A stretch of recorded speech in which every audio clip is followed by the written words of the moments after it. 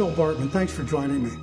I want to talk to you about a board of advisors. And before I even tell you what a board of advisors is and how it works, which I'm going to do, I want you to imagine what it would be like if you had a half a dozen to maybe 10 people who were serious business professionals, who knew more than you did, who were expert at things that you're not very expert at, who really cared about your business, who cared about you as an individual, who would come together maybe once a month or once a quarter as a group of people just to help you avoid problems or solve problems, as the case may be.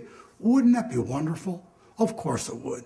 Well, that's exactly what a board of advisors does. It isn't some magic pill, it isn't some silver bullet, but instead it's a tool. It's a tool that if you use it, it literally will transform your business. So let me show you how that works. There are 10 steps to building a really great board of advisors. And here's the first one.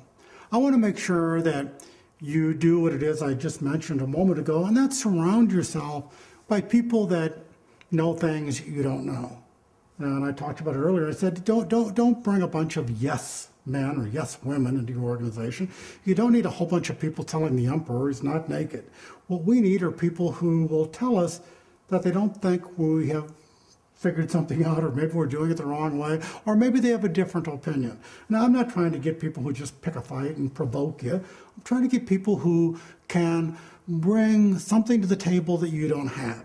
So this is your prime opportunity to bring to your board of advisors people who know things about topics or subjects or industries where you just don't have much, if any, experience. And some of the examples we've already mentioned are things like finance or marketing or legal or accounting or insurance, or pick any category where you're weak. And that's what I encourage my students to do. I ask them when I'm face-to-face, and I say, what are you really strong at? What are you really good at? What do you know a lot about? And they tell me, because we all think we're pretty good at something, and honestly, most of us are pretty good at one or two or maybe even three things.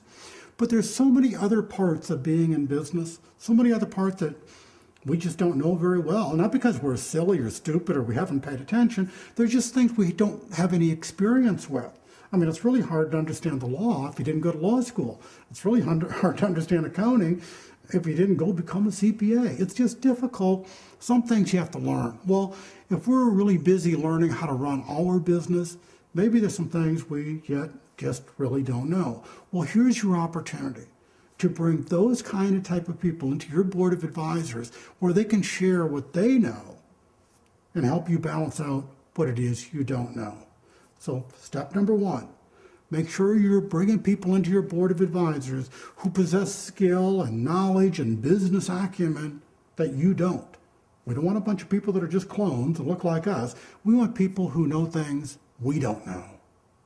Now, the second step is we need to then identify these people who have strengths where we have weaknesses. Now, here's how I want you to think about it.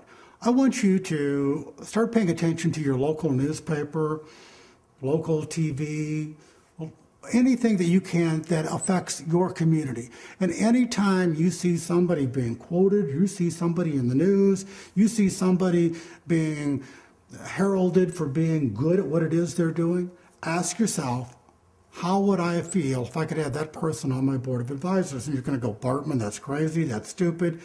I don't even know those people and they don't know me. Why would they ever give me any of their time? Why would they decide to help me?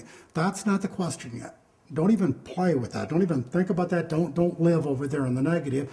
I want you instead to think about, in a perfect world, a world where you could have whatever it is you wanted. If I said I want you to surround yourself with 6 or 8 or 10 people that can bring all kinds of knowledge to you, who would you pick? With no rules, no limitations, who would you pick in your own hometown?